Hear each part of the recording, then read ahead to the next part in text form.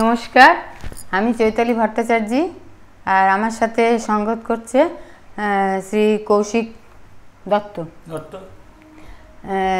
আমি যে গানটি প্রথম শোনাতে যাচ্ছি সেই গানটি আমি লিখেছি আমার জীবনের সুর ছন্দ এত বছর ধরে কিভাবে চলছে তাকে একটি ভাবনা স্বরূপ হিসাবে গানের আকার দিয়েছি।